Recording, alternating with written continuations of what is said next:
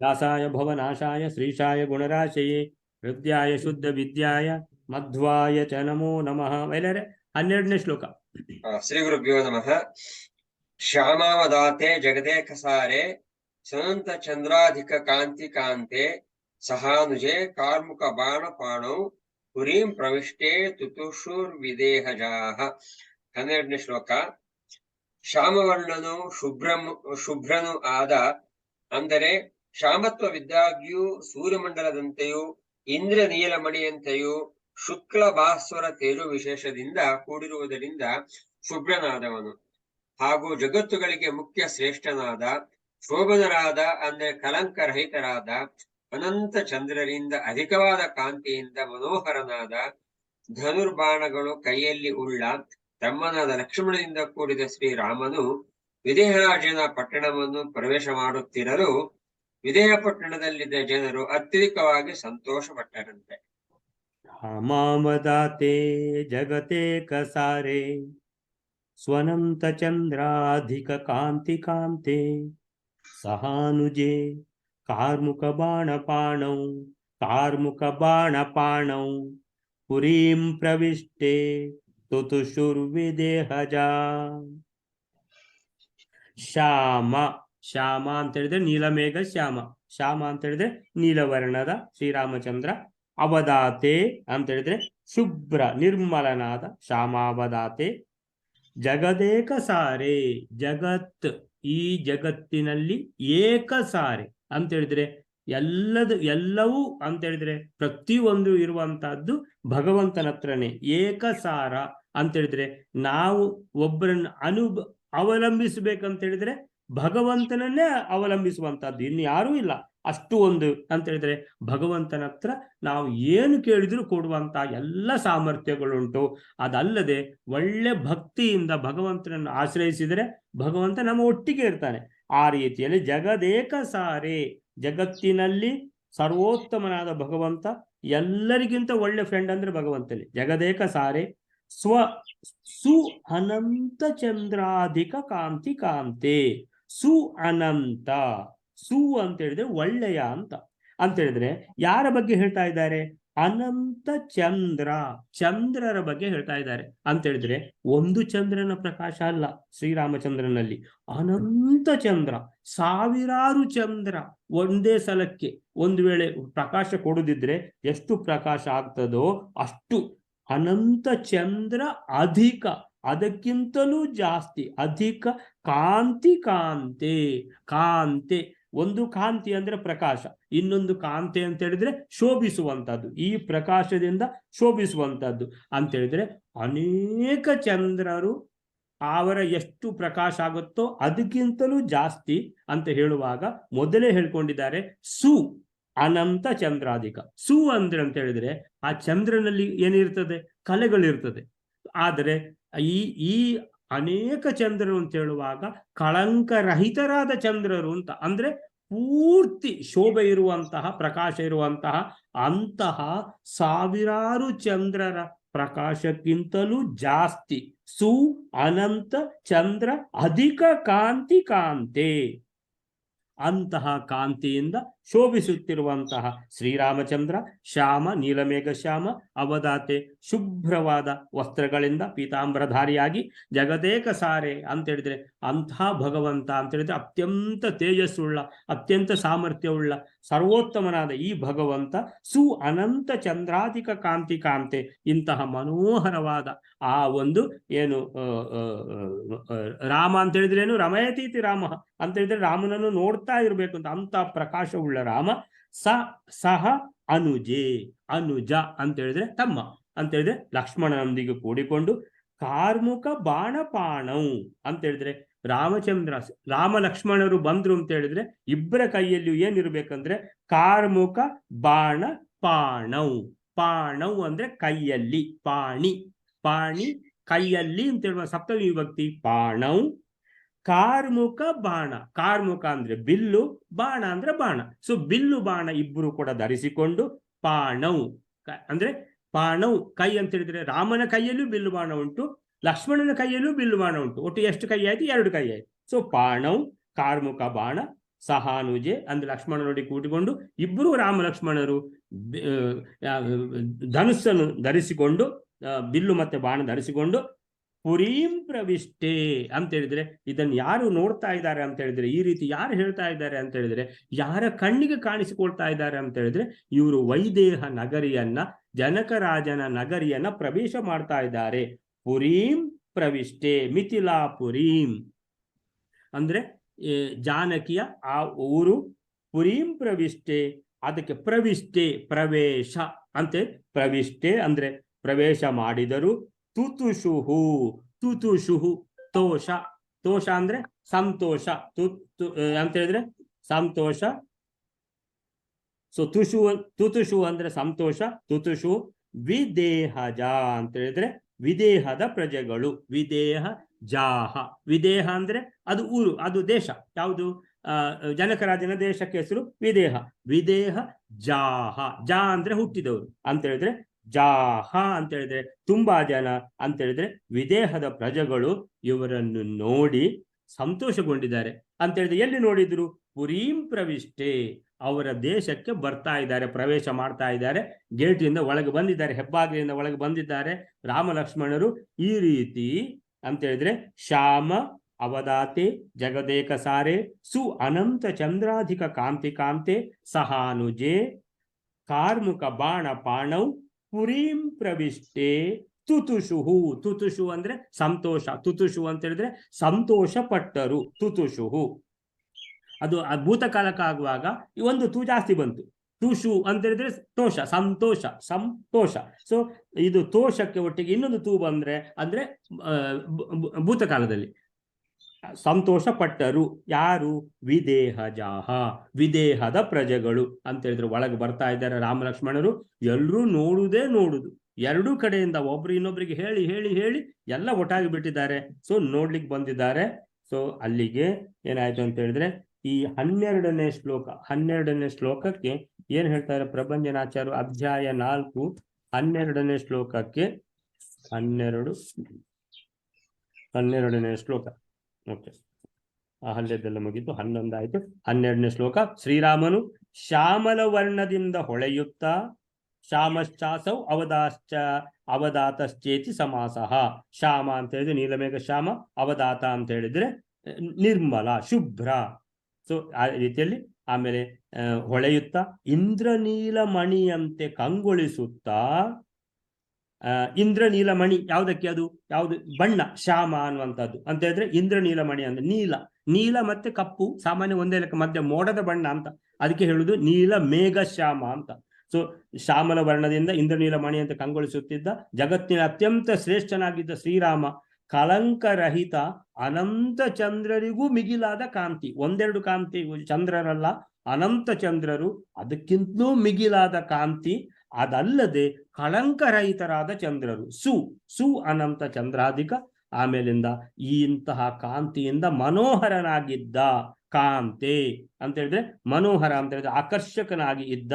ಶ್ಯಾಮ ವರ್ಣೇನ ರೋಚಮಾನೆ, ರೋಚಮಾನೆ ಅಂತ ಹೇಳಿದ್ರೆ ಬಹಳ ಒಂದು ಹೊಳೆಯುವಂತಹ, ಪ್ರಕಾಶಿಸುವಂತಹ, ಕಂಗೊಳಿಸುವಂತಹ ಅಂತ ಹೇಳಿದ್ರೆ ಶೋಭಿಸುವಂತಹ ಆ ರೀತಿಯಲ್ಲಿ. ಆಮೇಲಿಂದ ಹೇಳ್ತಾರೆ ಅಂತ ಹೇಳಿದ್ರೆ ಶ್ಯಾಮಃ ಸಮುದಾತ್ತ ಯೌವನಃ. ಸೊ ಆ ಬಣ್ಣದಲ್ಲಿ ಉದಾತ್ತ ಯೌವನ ಅಂತ ಹೇಳಿದ್ರೆ ಯೌವನದ ಆ ತುದಿಯಲ್ಲಿರುವಂತಹ ಶ್ರೀರಾಮಚಂದ್ರ ಶೋಭಿಸ್ತಾ ಇದ್ದಾರೆ. 16 ವರ್ಷ ಇತಿ ಯಾವತ್, ಕರೆಕ್ಟ್ 16 ವರ್ಷ ಅಂತೆ.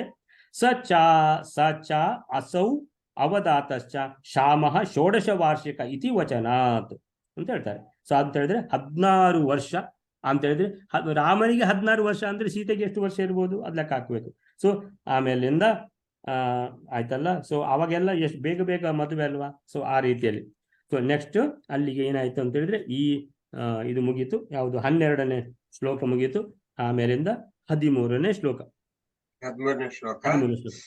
ವಪುರ್ನಿತಾಂತಂ ಸರಸಾಕ್ಷಭೃಂಗೈಃ ವರಾನನಾಬ್ಜಂ ಪುರುಷೋತ್ತಮಸ್ಯ ವಿದೇಹನಾರಿ ನರವರ್ಯ ಸಂಘ ಯಥಾ ಮಹಾಪೂರುಷಿಕ್ತಾಸ್ತದಂಗ್ರಿಂ.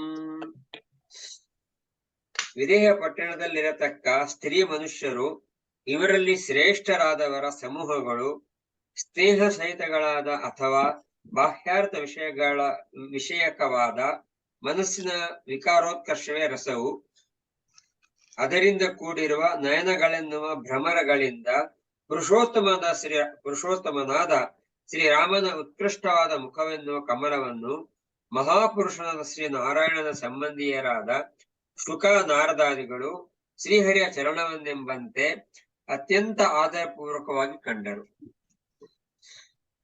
ಪಪುರ್ನಿತಾಂತಂ ಸರಸಾಕ್ಷಿ ಭೃಂಗೈಃ ವರಾನನಾಬ್ಜಂ ಪುರುಷೋತ್ತಮಸ್ಯ ವಿದೇಹ ನಾರೀ ನರವರ್ಯ ಸಂಘ ಯಥಾ ಮಹಾಪೌರುಷಿಕಾಸ್ತದಂಗ್ರಿಂ ತದಂಘ್ರಿಂ ಪಪುಹು. ಪಪುಹು ಅಂತ ಹೇಳಿದ್ರೆ ಕುಡಿದರು. ಏನು ನೀರು ಕುಡಿಲಿಕ್ಕಿದೆಯಾ? ನಿತಾಂತಂ ಬಹಳ. PDF ಕಳಿಬಿಡ್ಲೆ PDF ಎರಡ ಇದ್ದಿ ನನ್ನ ಬುಕ್ ಗೆದ ನೋಡಿ PDF ಕಳಿಬಿಡ್ಲೆ ಪ್ಲೀಸ್. ಒಂದೇ ನಿಮಿಷ ಕಡಬಿಡ್ಪೆ. ಒಂದೇ ನಿಮಿಷ. ಪಪುರ್ನಿತಾಂತಂ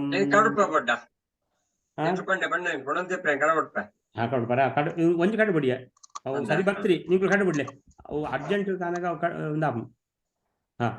ಪಪುರ್ನಿತಾಂತಂ ಪಪುಹು ಕುಡಿದರು. ಏನನ್ನ?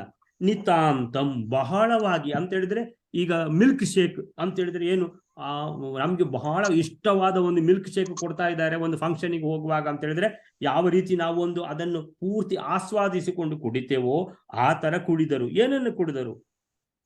ಸರಸಾಕ್ಷಿ ಭೃಂಗೈಃ ವರಾನನಾಬ್ಜಂ ಪುರುಷೋತ್ತಮಸ್ಯ. ಪುರುಷೋತ್ತಮನ.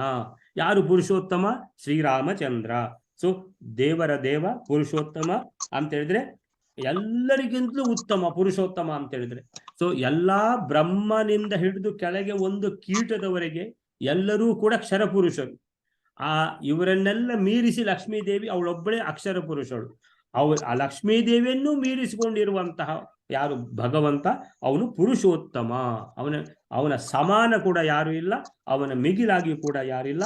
ಅಂತಹ ಪುರುಷೋತ್ತಮನಾದ ಶ್ರೀರಾಮಚಂದ್ರ ಭಗವಂತನ ವರಾನನಾಬ್ಜಂ. ವರ ಆನನ ಅಬ್ಜಂ. ವರ ಅಂದ್ರೆ ಶ್ರೇಷ್ಠವಾದ, ಆನನ ಅಂದ್ರೆ ಮುಖ, ಅಬ್ಜಂ ಅಂದ್ರೆ ಕಮಲದ ಅಂದ್ರೆ ಮುಖ ಕಮಲ. ಶ್ರೇಷ್ಠವಾದ ಮುಖ ಕಮಲವನ್ನು ವರ ಆನನ ಅಬ್ಜಂ. ಅಬ್ಜ ಅಪ್ ಅಂದ್ರೆ ನೀರು, ಜ ಅಂದ್ರೆ ಹುಟ್ಟಿದ್ದು, ನೀರಿನ ಹುಟ್ಟಿದ್ದು, ಅಬ್ಜ ಅಂದ್ರೆ ಕಮಲ. ಸೊ ಮುಖವೇ ಕಮಲ. ವರ ಆನನ ಅಬ್ಜಂ. ಶ್ರೀರಾಮಚಂದ್ರನ ಮುಖವೇ ಅದು ಯಾವ ಕಮಲಕ್ಕೂ ಕಡಿಮೆ ಇಲ್ಲದಂತಹ ಅಂತಹ ಮುಖ, ಶ್ರೇಷ್ಠವಾದ ಮುಖ. ವರ ಅಂದ್ರೆ ಬಹಳ ಶ್ರೇಷ್ಠವಾದ ಮುಖ. ಅಂತಹ ಶ್ರೇಷ್ಠವಾದ ಮುಖದ ಶ್ರೀರಾಮಚಂದ್ರನ ಅಂದ್ರೆ ಮುಖವನ್ನೇ ನೋಡ್ತಾರೆ ಎಲ್ರು ಅಂತ ಹೇಳಿದ್ರೆ ಅಷ್ಟು ಸಹ ಶೋಭಾಯಮಾನವಾಗಿರುವಂತಹ ಆ ಮುಖ.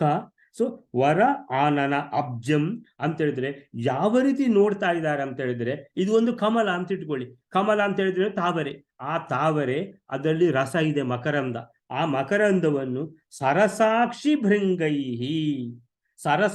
ಭೃಂಗೈಹಿ ಅಂತ ಹೇಳಿದ್ರೆ ಭೃಂಗ ಅಂದ್ರೆ ದುಂಬಿ ಹೋಗಿ ಆ ಕಮಲದ ಮೇಲೆ ಕೂತು ಯಾವ ರೀತಿ ಆ ರಸವನ್ನು ಹೀರ್ತದೋ ಮಕರಂದವನ್ನ. ಸರಸಾಕ್ಷಿ ಅಂತ ಹೇಳಿದ್ರೆ ಆ ದುಂಬಿಯ ಕಣ್ಣುಗಳು ಅಂತ ಹೇಳಿದ್ರೆ ಒಳ್ಳೊಳ್ಳೆ ಪುಷ್ಪಗಳನ್ನು ಆರಿಸಿಕೊಂಡು ಸರಸ ಅಂತ ಹೇಳಿದ್ರೆ ಏನು? ಆ ರಸದಿಂದ, ಆ ಹೂವಿನಿಂದ ರಸ ಹೀರುವಾಗ ಆ ದುಂಬಿ ಬಹಳ ಸ್ನೇಹಪೂರ್ಣ ಒಂದು ಆಟಿಟ್ಯೂಡ್. ಸರಸ ಅಕ್ಷಿ ಅಂದ್ರೆ ಕಣ್ಣು. ಆ ದುಂಬಿಯ ಕಣ್ಣುಗಳು ಏನು ಅದು ಪಳಪಳ ಹೊಳಿತದೆ ಅಂತ ಹೇಳಿದ್ರೆ ಅಂತಹ ಒಳ್ಳೆಯ ಮಕರಂದ ಆ ಹೂವಿನಿಂದ ಸಿಗ್ತಾ ಇದೆ. ಆ ಹೂವಿಗೆ ಬಹಳ ಒಂದು ಸರಸವಾಡುವ ರೀತಿಯಲ್ಲಿ ಆ ರೀತಿ ಯಾವ ರೀತಿ ದುಂಬಿಯು ಮಕರಂದವನ್ನು ಹೀರ್ತದೋ ಆ ರೀತಿ ರಾಮ ಅನ್ನುವಂಥ ಶ್ರೀರಾಮಚಂದ್ರನ ಮುಖವೇ ಒಂದು ಕಮಲ.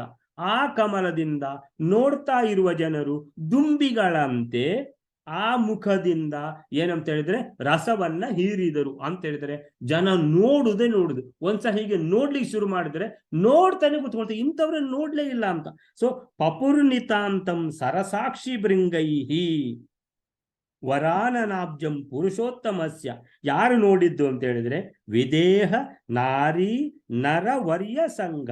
ವಿದೇಹ ದೇಶದ ನಾರಿ ಎಲ್ಲ ಹೆಂಗಸರು, ಮಕ್ಕಳು, ಹುಡುಗಿಯರು, ನಾರಿ ನರವರಿಯ ಸಂಘ ಅಂತ ಹೇಳಿದ್ರೆ ಒಂದು ಕಡೆಯಲ್ಲಿ ಯಾವುದು ಮಹಿಳೆಯರು, ಇನ್ನೊಂದು ಕಡೆಯಲ್ಲಿ ನರರು ಅಂತ ಹೇಳಿದ್ರೆ ಪುರುಷರು. ಸೊ ಪುರುಷರು, ಸ್ತ್ರೀಯರು ಅಂತ ಹೇಳಿದ್ರೆ ಮಕ್ಕಳು, ದೊಡ್ಡವರು, ವೃದ್ಧರು ಅಂತೇಳಿ ಎಲ್ಲರೂ ಬಂದಿದ್ದಾರೆ ನೋಡ್ಲಿಕ್ಕೆ. ಸೊ ವಿದೇಹ ನಾರಿ ನರವರಿಯ ಸಂಘ. ಸಂಘ ಅಂತ ಹೇಳಿದ್ರೆ ದೊಡ್ಡ ಒಂದು ಗುಂಪು, ಸಮೂಹ ಅಂತ ಹೇಳಿದ್ರೆ ಒಂದು ಸಾಗರದ ತರ ಜನ ನೆರೆದಿದ್ದಾರೆ. ಸೊ ವಿದೇಹ ನಾರಿ ನರವರಿಯ ಸಂಘ, ಎಲ್ರೂ ನೋಡ್ತಾನೆ ಇದ್ದಾರೆ ಈ ರಾಮ ಲಕ್ಷ್ಮಣರನ್ನ. ಯಾವ ರೀತಿ ನೋಡ್ತಾ ಇದ್ದಾರೆ ಅಂತ ಹೇಳಿದರೆ, ಒಂದು ಕಡೆಯಲ್ಲಿ ಹೇಳಿದ್ರು ದುಂಬಿಗಳು ಯಾವ ರೀತಿ ಸ್ನೇಹಪೂರ್ಣವಾದ ಒಂದು ಆಟಿಟ್ಯೂಡಿನಲ್ಲಿ ಆ ಹೂವಿನಲ್ಲಿ ಕೂತು ಒಳ್ಳೆಯ ಹೂವನ್ನು ಆರಿಸಿ ರಸಭರಿತ ಹೂವಿನಿಂದ ಯಾವ ರೀತಿ ಸ್ನೇಹಪೂರ್ಣವಾಗಿ ರಸವನ್ನು ಹೀರ್ತಾವೋ ಹಾಗೆ ಇವರ ಮುಖವೇ ಕಮಲ. ಆ ಮುಖವೇ ಕಮಲದಿಂದ ಆ ಎಲ್ಲ ವಿದೇಹ ದೇಶದ ಜನರು ಇವರ ಮುಖವೆಂಬ ಕಮಲದ ರಸವನ್ನ ಹೀರಿದರು. ಹೇಗೆ ಅಂತ ಹೇಳಿದರೆ ಯಥಾ ಪೌರುಷಿಕಾ ತದಂಗ್ರಿಂ ಅಂತ ಹೇಳಿದ್ರೆ, ಮಹಾಪೌರುಷಿಕಾಹ ಅಂತ ಹೇಳಿದ್ರೆ ಮಹಾನ್ ಪೌರುಷಿಕಾಹ ಹರಿಭಕ್ತಾಹ. ಯಾರಂತ ಹೇಳಿದ್ರೆ ಶುಕರು, ಶುಕಮುನಿಗಳು ಅಂತ ಹೇಳಿದ್ರೆ, ಶುಕಮುನಿಗಳಂದ್ರೆ ಯಾರಿಗೂ ಗೊತ್ತಿದೆಯಲ್ಲ ನಿಮ್ಗೆ, ಭಾಗವತ ಹೇಳಿದವರು. ಯಾರಿಗೆ? ಪರೀಕ್ಷಿತ ರಾಜನಿಗೆ ಆ ಇಡೀ ಭಾಗವತ. ಪರೀಕ್ಷಿತ ರಾಜ ದೊಡ್ಡ ತಪ್ಪು ಮಾಡಿರ್ತಾನೆ. ಆ ಋಷಿಗಳು ಅವನಿಗೆ ಬಾಯಾರಿಕೆ ಆಗಿರ್ತದೆ. ಋಷಿಗಳನ್ನು ಅಯ್ಯೋ ನನ್ಗೆ ನೀರು ಕೊಡಿ ಅಂತ ಹೇಳಿದ್ರೆ ಋಷಿಗಳು ತಪಸ್ ಮಾಡ್ತಾ ಇದ್ದಾರೆ. ಅವನು ಸಿಟ್ಟು ಬಂದು ಏನ್ ಮಾಡ್ತಾನೆ, ಅವರ ಇದಕ್ಕೆ ಕೊರಳಿಗೆ ಒಂದು ಸತ್ತ ಹಾವನ್ನು ಹಾಕಿರ್ತಾನೆ. ಸೊ ಅಲ್ಲಿಂದ ಆ ಋಷಿ ಮಗ ನೋಡಿಬಿಟ್ಟು ಆ ಪರೀಕ್ಷಿತ ರಾಜನಿಗೆ ನೀನು ಎಂತ ಹೇಳಿದ್ರೆ ಇನ್ನು 7 ದಿನದಲ್ಲಿ ಸತ್ತು ಹೋಗ್ಬೇಕು ಅಂತ ಹೇಳ್ಕೊಂಡು ಇದು ಕೊಟ್ಟು ಬಿಡ್ತಾನೆ. ಏನಂತ ಹೇಳಿದ್ರೆ ಶಾಪ ಕೊಟ್ಟು ಬಿಡ್ತಾನೆ.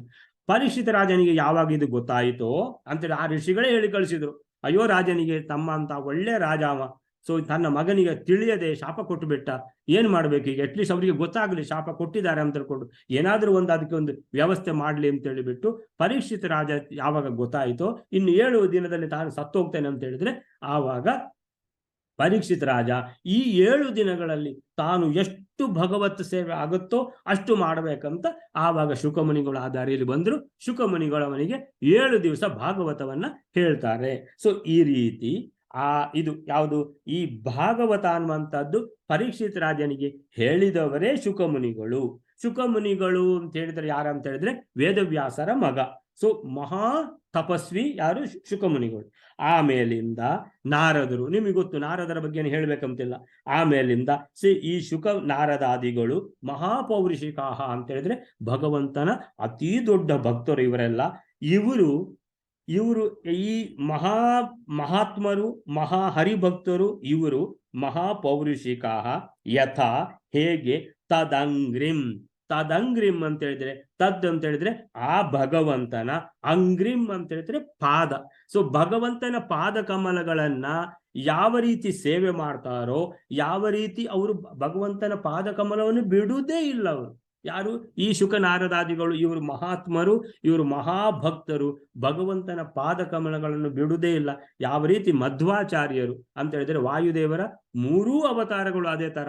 ಅದರಲ್ಲಿಯೂ ಮಧ್ವಾಚಾರ್ಯರು ವೇದವ್ಯಾಸರ ಆ ಪಾದ ಕಮಲವನ್ನ ಬಿಡ್ಲೇ ಇಲ್ಲ. ವೇದವ್ಯಾಸರು ತನ್ನ ಹೃದಯದಲ್ಲೇ ಹೊತ್ತುಕೊಂಡವರು ಯಾರು? ಮಧ್ವಾಚಾರ್ಯರು. ಸೊ ಆ ರೀತಿಯಲ್ಲಿ ಮಹಾಪೌರುಷಿಕಾಹ ಅಂತ ಹೇಳಿದ್ರೆ ಇದನ್ನು ಬರೆದದ್ದೇ ಮಧ್ವಾಚಾರ್ಯರು. ನಾವು ಯಾವುದನ್ನು ಓದ್ತಾ ಇದ್ದೀವೋ ಅದನ್ನು ಬರೆದದ್ದೇ ಮಧ್ವಾಚಾರ್ಯರು. ಯಥಾ ಮಹಾಪೌರುಷಿಕಾಹ, ದೊಡ್ಡ ದೊಡ್ಡ ಮಹಾತ್ಮರು ತತ್ ಅಂಗ್ರಿಂ, ಆ ಭಗವಂತನ ಪಾದ ಕಮಲವನ್ನ ಯಾವ ರೀತಿ ಬಿಡುವುದೇ ಇಲ್ಲ ಹಿಡ್ಕೊಂಡ್ರೆ. ಆ ರೀತಿಯಲ್ಲಿ ಈ ಶ್ರೀರಾಮಚಂದ್ರನ ಮುಖ ಕಮಲ ಎನ್ನುವಂತಹ ಕಮಲ, ಆ ಕಮಲದ ರಸವನ್ನ ಆ ವಿದೇಹ ದೇಶದ ಜನರು ಪೂರ್ತಿ ಹೀರಿದರು ಅನ್ನುವಂತ ಅರ್ಥ. ಈ 13ನೇ ಶ್ಲೋಕಕ್ಕೆ ಏನ್ ಹೇಳ್ತಾ ಇದ್ದಾರೆ ಅಂತ ಹೇಳಿದ್ರೆ, ಶ್ರೀರಾಮನ ಮುಖವೇ ಕಮಲ. ವಿದೇಹ ಪಟ್ಟಣದ ಶ್ರೇಷ್ಠ ಸ್ತ್ರೀ ಪುರುಷರ ಗುಂಪುಗಳು ಪುರುಷೋತ್ತಮನಾದ ಶ್ರೀರಾಮನ ಮುಖ ಕಮಲವನ್ನ ತಮ್ಮ ಸ್ನೇಹಪೂರಿತ ಕಣ್ಣುಗಳಿಂದ ದುಂಬಿಗಳ ಹಾಗೆ ಬಹಳವಾಗಿ ಈಂಟಿದರು. ಈಂಟಿದರು ಅಂತ ಹೇಳಿದ್ರೆ ರಸವನ್ನ ಹೀರುವಂಥದ್ದು. ಮಹಾಪುರುಷರಾದ ಹರಿಭಕ್ತರು ಭಗವಂತನ ಚರಣಗಳನ್ನ ಯಾವ ರೀತಿ ಸೇವೆ ಮಾಡ್ತಾರೋ ಆ ರೀತಿ. ಶ್ರೀರಾಮನ ಮುಖವೇ ಕಮಲ, ಪುರಜನರ ಸ್ನೇಹ ತುಂಬಿದ ಕಣ್ಣುಗಳೇ ದುಂಬಿಗಳು. ದುಂಬಿಗಳು ಕಮಲದ ಮಧುವನ್ನು ಹೀರುವಂತೆ ಜನರೆಲ್ಲ ಶ್ರೀರಾಮನ ಮುಖವನ್ನ ಮತ್ತೆ ಮತ್ತೆ ದಿಟ್ಟಿಸುತ್ತಿದ್ದರು. ಶುಕನಾರದಾದಿ ಭಗವದ್ಭಕ್ತರು ಅವನ ಚರಣವನ್ನ ಕಾಣುವಂತೆ ಎಂದು ಭಾವ. ಸೊ ತತ್ ಅಂಗ್ರಿಂ. ಸೊ ಅಲ್ಲಿಂದ ಭಗವಂತನನ್ನು ಕಾಣುವವರೆಲ್ಲ ಭಗವಂತನನ್ನು ಸಮಗ್ರವಾಗಿ ಯಾರೂ ಕಾಣಲಾರರು. ಸೊ ಲಕ್ಷ್ಮೀದೇವಿಗೆ ಗೊತ್ತಿಲ್ಲ ಭಗವಂತ ಪೂರ್ತಿ. ಇಡೀ ದಿನ ಭಗವಂತನ ಒಟ್ಟಿಗೆ ಇರುವಂತ ಲಕ್ಷ್ಮೀದೇವಿಗೆ ಭಗವಂತನನ್ನು ಪೂರ್ತಿಯಾಗಿ ತಿಳಿಲಿಕ್ಕೆ ಭಗವಂತನ ಗುಣಗಳೇ ಶರೀರ, ಆ ಗುಣಗಳು ಎಷ್ಟಿದೆ ಅಂತ ನೋಡ್ಬೇಕಂತ ಹೇಳಿದ್ರೆ ಇಲ್ವೇ ಇಲ್ಲ, ಪೂರ್ತಿ ಗೊತ್ತೇ ಆಗಲಿಲ್ಲ. ಸೊ ಆ ರೀತಿಯಲ್ಲಿ ಭಗವಂತನನ್ನ ಪೂರ್ತಿ ತಿಳಿಲಿಕ್ಕೆ ಸಾಧ್ಯ ಆಗದ ಕಾರಣ ಈ ಶುಕರು ನಾರದರು ಇನ್ನೂ ತಿಳಿಯಬೇಕಂತ ಆ ಪಾದಕಮಲವನ್ನು ಬಿಡುವುದೇ ಇಲ್ಲ ಅಂತ. ಸೊ ಅಲ್ಲಿಗೆ ಏನಾಯ್ತು, 13ನೇ ಶ್ಲೋಕ ಮುಗಿತು. 14ನೇ ಶ್ಲೋಕ ವೈನರೇ. ತದಾ ವಿದೇಹ ಪ್ರತಿಲಭ್ಯರಾಮಂ ಸಹಸ್ರ ನೇತ್ರಾವರಜಂ ಗವಿಷ್ಟಂ ಸಮರ್ಚಯಾಮಾಸ ಸಹಾನುಜಂ ತಂ ಋಷಿಂಚ ಸಾಕ್ಷಾತ್ ಜ್ವಲನ ಪ್ರಕಾಶಂ. ಹಾಗೆ ರಾಮನು ಪಟ್ಟಣಕ್ಕೆ ಪ್ರವೇಶ ಮಾಡುವ ಕಾಲದಲ್ಲಿ ಜನಕರಾಜನು ತಮ್ಮನಾದ ಲಕ್ಷ್ಮಣನಿಂದ ಕೂಡಿ ಭೂಮಿಯಲ್ಲಿರತಕ್ಕ ಇಂದ್ರನ ತಮ್ಮನಾದ ವಾಮನ ರೂಪಿಯಾದ ಶ್ರೀರಾಮನನ್ನು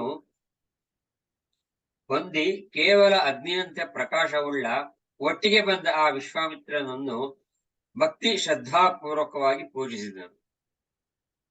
ತದಾ ವಿದೇಹ ಪ್ರತಿಲಭ್ಯ ರಾಮಂ ಸಹಸ್ರನೇತ್ರಾವರಜಂ ಗವಿಷ್ಠಂ ಸಮರ್ಚಯಾಮಾಸ ಸಹಾನುಜಂ ತಂ ಋಷಿಂ ಚ ಸಾಕ್ಷಾತ್ ಜ್ವಲನ ಪ್ರಕಾಶಂ. ಎಷ್ಟು ಜನ ಇದ್ದಾರೆ ಅಂತ ಹೇಳಿದ್ರೆ 3 ಜನ ಇದ್ದಾರೆ. ಶ್ರೀರಾಮಚಂದ್ರ, ಲಕ್ಷ್ಮಣ, ಮುಂದಿನ ವಿಶ್ವಾಮಿತ್ರ ಋಷಿಗಳು. ಸೊ 3 ಜನ ಒಟ್ಟೊಟ್ಟಿಗೆ ಹೋಗ್ತಾ ಇದ್ದಾರೆ. ತದಾ ವಿದೇಹ ಅಂತ ಹೇಳಿದ್ರೆ ಇನ್ನೇನು ಅರಮನೆಯ ಹತ್ತಿರ ಬಂದರು ಅಂತ ಹೇಳಿದ ಕೂಡಲೇ ಜನಕರಾಜನಿಗೆ ಮೊದಲೇ ಅವ್ರ ಗೇಟ್ನಲ್ಲಿ ಒಳಗೆ ಬರುವಾಗಲೇ ಜನಕರಾಜನಿಗೆ ನ್ಯೂಸ್ ಹೋಗಿರ್ತದೆ, ಇವು ಹೀಗೆ ಬಂದಿದ್ದಾರೆ ಅಂತ. ಸೊ ಜನಕರಾಜ ಅಲ್ಲಿ ರೆಡಿ ಆಗಿದ್ದಾರೆ. ತದಾ ವಿದೇಹ ಅಂತ ಹೇಳಿದ್ರೆ ಜನಕರಾಜ, ತದಾ ವಿದೇಹ ಜನಕ ಮಹಾರಾಜ, ತದಾ ಆಗ ಪ್ರತಿಲಭ್ಯ ರಾಮಂ ಅಂತ ಹೇಳಿದ್ರೆ ಪ್ರತಿಲಭ್ಯ, ಲಭ್ಯ ಅಂತ ಹೇಳಿದ್ರೆ ಸಿಗುವಂತದ್ದು, ಅಂದ್ರೆ ರಾಮನು ಸಿಕ್ಕಿದ ಅಂತ ಹೇಳಿದ್ರೆ ರಾಮನನ್ನು ಎದುರುಗೊಂಡು ಮದುವೆಯಲ್ಲಿ ದಿಬ್ಬಣ ತಗೊಳ್ದಿಲ್ವಾ ಆ ತರ ಪ್ರತಿಲಭ್ಯ ರಾಮಂ ಸಹಸ್ರನೇತ್ರಾವರಜಂ ಗವಿಷ್ಠಂ. ಅಂದ್ರೆ ಜನಕರಾಜ ಅಂತ ಹೇಳಿದ್ರೆ ರಾಜನಾದರೂ ಕೂಡ ದೊಡ್ಡ ತಪಸ್ವಿ ಜನಕರಾಜ. ಸೊ ಜನಕರಾಜನ ತರ ಯಾರೂ ಸಿಗ್ಲಿಕ್ಕಿಲ್ಲ. ಸೊ ಸಹಸ್ರ ನೇತ್ರ, ಒಂದು ಅಂಬರೀಷ, ಜನಕರಾಜ ಇವರೆಲ್ಲ ಬಹಳ ಸ್ಪೆಷಲ್, ಪ್ರಹ್ಲಾದ ರಾಜರು ಹಾಗೆ. ಸೊ ಸಹಸ್ರ ನೇತ್ರಾವರಜಂ ಅಂತ ಹೇಳಿದ್ರೆ ಜನಕರಾಜನಿಗೆ ನೋಡಿದ ಕೂಡಲೇ ಗೊತ್ತಾಯಿತು ಗವಿಷ್ಠಂ.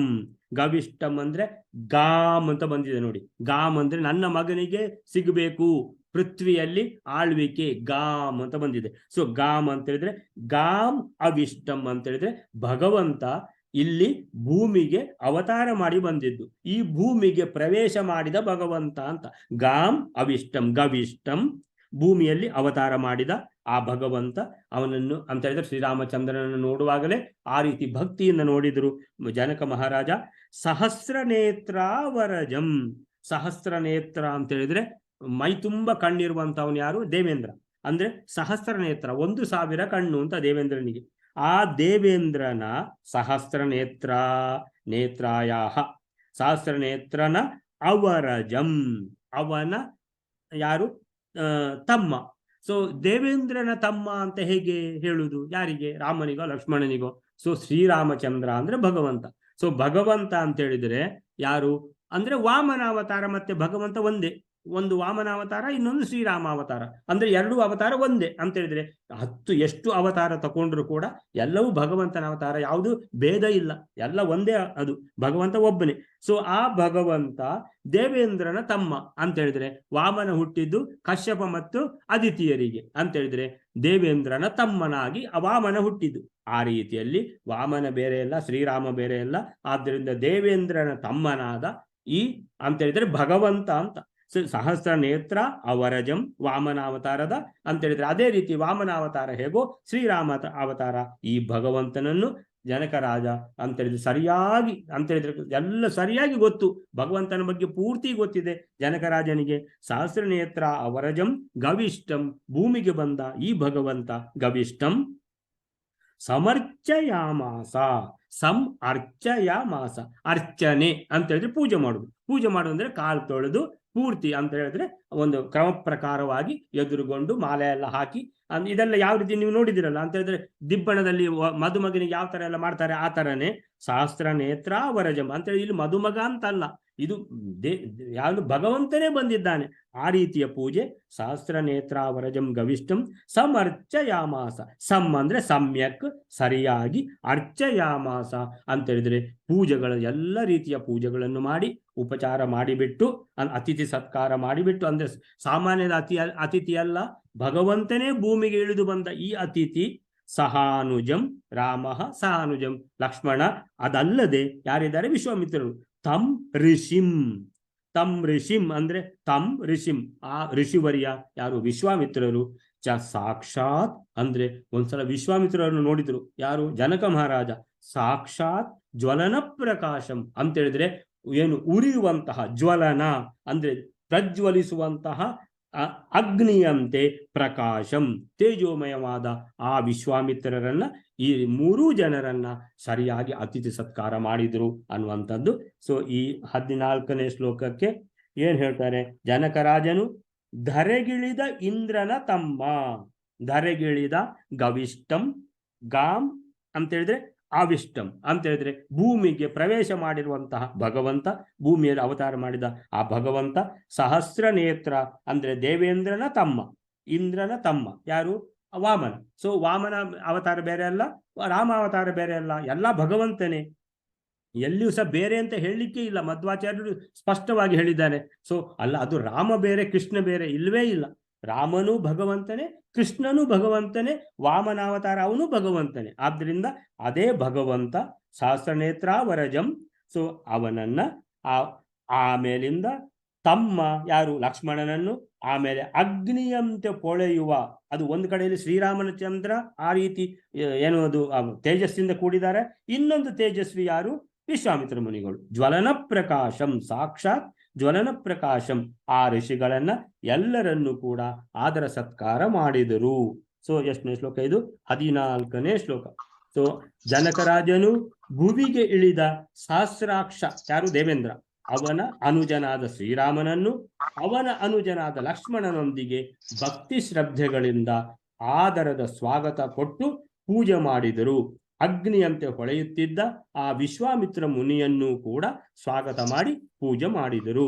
ಸೊ ಶ್ರೀರಾಮನು ಲಕ್ಷ್ಮಣ ಮತ್ತು ವಿಶ್ವಾಮಿತ್ರರೊಂದಿಗೆ ವಿದೇಹ ಪಟ್ಟಣವನ್ನು ಪ್ರವೇಶಿಸುತ್ತಲೇ ಜನಕರಾಜನು ಅವರನ್ನು ತಾರತಮ್ಯ ಉಚಿತ ರೀತಿಯಲ್ಲಿ ಅಂತ ಹೇಳಿದ್ರೆ ಶ್ರೀರಾಮನಿಗೆ ಮಾಡಿದ ಸತ್ಕಾರ ಅದು ಲಕ್ಷ್ಮಣನಿಗೂ ಇಲ್ಲ, ವಿಶ್ವಾಮಿತ್ರ ಋಷಿಗಳಿಗೂ ಇಲ್ಲ. ತಾರತಮ್ಯ ರೀತಿಯಲ್ಲಿ ಅಂತ ಹೇಳಿದ್ರೆ ನಾವು ದೇವರ ಪೂಜೆ ಮಾಡುವಾಗಲೂ ಕೂಡ ಭಗವಂತನಿಗೆ ಕೊಡುವಂತಹ ಸತ್ಕಾರ ಯಾವುದಿದೆಯೋ ಅದು ಬಾಕಿ ದೇವರಿಗಿಲ್ಲ ಅಂತ ಹೇಳಿದ್ರೆ ತಾರತಮ್ಯ ಉಚಿತ ರೀತಿಯಲ್ಲಿ ಸ್ವಾಗತ ಮಾಡಿ ಪೂಜೆ ಮಾಡಿದರು. ಅವರ ತಾರತಮ್ಯವು ಅವರ ತೇಜೋ ವಿಶೇಷದಿಂದ ಸಹಜವಾಗಿಯೇ ತಿಳಿದು ಬರುತ್ತಿತ್ತು. ಶ್ರೀರಾಮನು ಸಾಕ್ಷಾತ್ ವಿಷ್ಣು ಎಂಬುದನ್ನ ಅವನನ್ನು ಜನಕರಾಜನು ಇಂದ್ರನು ಉಪೇಂದ್ರನನ್ನು ಗೌರವಿಸುವಂತೆ ಭಾವಿ ಇಂದ್ರನಾದ ಬಲಿಯು ರಾಮನನ್ನು ಆಧರಿಸಿದಂತೆ ಆಧರಿಸಿದನು ಎಂಬ ಉಪಮೆ ಕೂಡ ಇಲ್ಲಿ ಸೂಚಿತವಾಗಿದೆ ಅಂತ ಹೇಳ್ತಾರೆ. ಸೊ ರಾಮಂ ಸಹಾನುಜಂ ಋಷಿಂ, ಅಲ್ಲಿಗೆ ಏನಾಯ್ತು, ಅಲ್ಲಿಗೆ ಈ ಶ್ಲೋಕ ಮುಗೀತು. ಯಥಾ ಅಗ್ರಜೋ ಅಪೀಂದ್ರೋ ಅದನ್ನೇ ಹೇಳ್ತಾ ಇದ್ದಾರೆ. ಸೊ ಅಲ್ಲಿಗೆ ಆಯ್ತಲ್ಲ. ಸೊ ಇವತ್ತಿನ 3 ಶ್ಲೋಕಗಳು ಮುಗಿದುವು. ಸೊ ಕೃಷ್ಣಾರ್ಪಣ ಮಸ್ತು.